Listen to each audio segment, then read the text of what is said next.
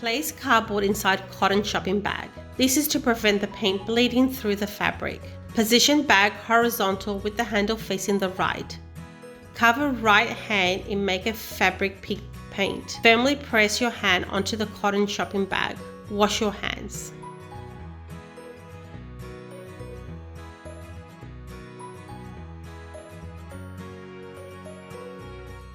Using pink Maker Fabric paint, brush a neck for the flamingo.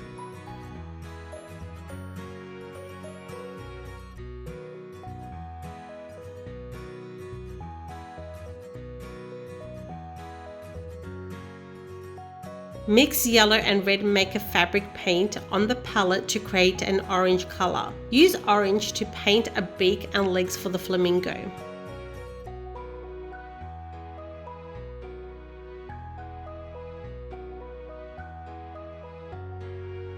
Use black Maker Fabric paint to paint the eye and the word Mum down the side of the flamingo. For best results, allow to completely dry overnight.